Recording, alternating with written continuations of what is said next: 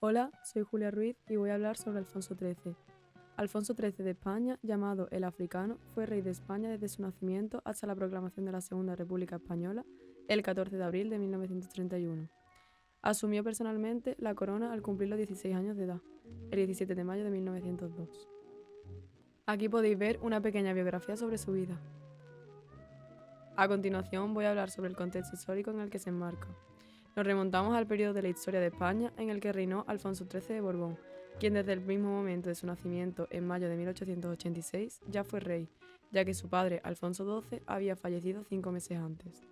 Durante su minoría de edad, la jefatura del Estado fue desempeñada por su madre María Cristina de Habsburgo-Lorena, en calidad de regente hasta que en mayo de 1902, cuando cumplió los 16 años de edad y juró la Constitución de 1876, inició su reinado personal que se prolongó hasta el 14 de abril de 1931, fecha en que tuvo que marchar al exilio al haberse proclamado la Segunda República. El reinado de Alfonso XIII coincide con una época regeneracionista. El sistema político al comenzar el siglo es una monarquía liberal, aunque no democrática, basada en la alternancia de dos grandes partidos, el conservador de Cánovas y el liberal de Sagasta.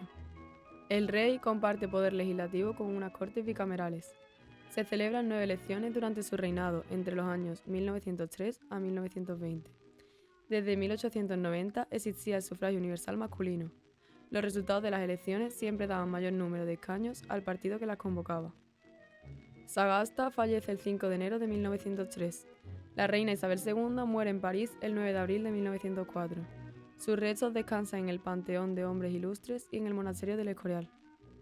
El 22 de marzo de 1906 se aprueba la Ley de Jurisdicciones, por la que se reprimen duramente los delitos contra la patria y el ejército, en un contexto de temor del gobierno ante un golpe de Estado. A continuación, hablaré sobre su importancia histórica. Alfonso XIII continuó la política de turno pacífico en el gobierno entre los partidos dinásticos, que se basaba en admitir el sistemático falsamiento de las elecciones.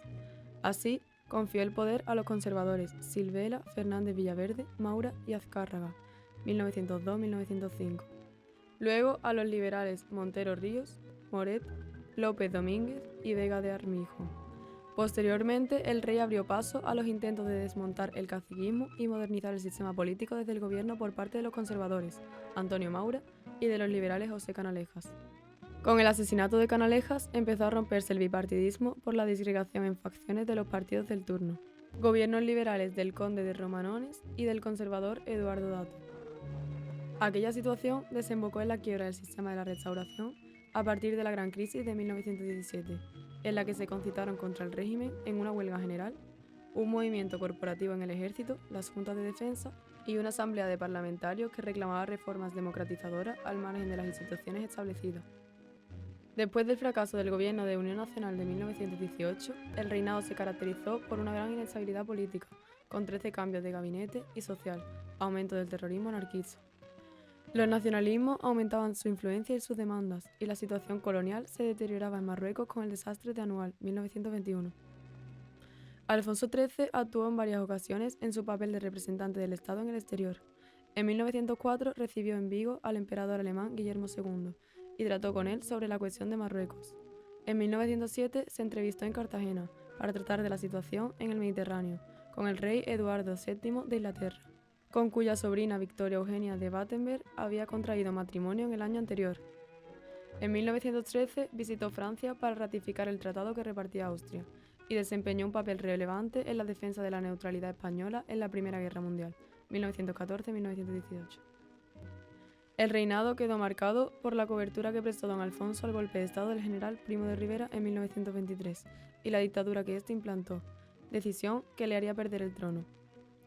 Insensible a las peticiones de los presidentes de las dos cámaras de que cumpliera sus obligaciones constitucionales, se complació en cambio en visitar con el dictador la Italia de Mussolini, 1923.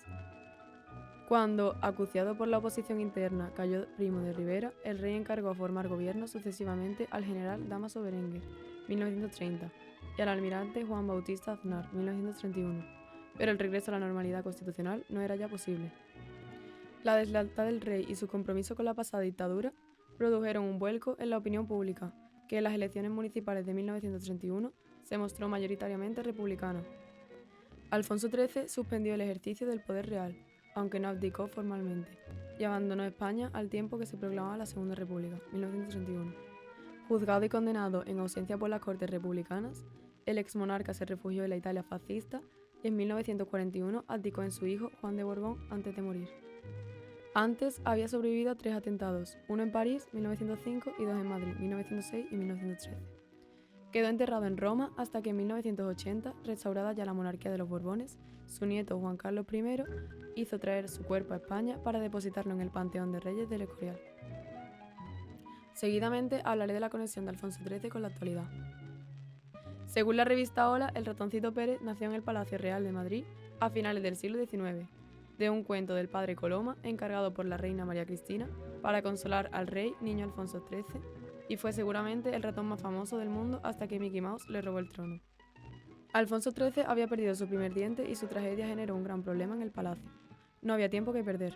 A la reina regente se le ocurrió entonces hacer llamar al jesuita Luis Coloma Roldán, consejero espiritual de la corona, abogado y académico de la Real Academia de la Lengua Española, y pedirle que escribiera un cuento para consolar y alegrar al joven monarca. El padre Coloma creó el personaje basándose en la tradición popular y le dio vida en un relato de unas 10 páginas, imaginando a un pequeño e instruido roedor con sombrero de paja, lentes de oro, zapatos de tela y una cartera roja en la espalda que vivía con su familia en una caja de galletas Hanley, la favorita de Alfonso XIII, en la pastelería Prats. Por último, cabe mencionar la relación que tuvo Alfonso XIII con Jerez, y es que el diario de Jerez, el 26 de marzo de 1877, anuncia que el monarca giraría su segunda visita a Jerez, esta vez como rey, ya que en 1862 lo hizo junto a su madre como príncipe de Asturias.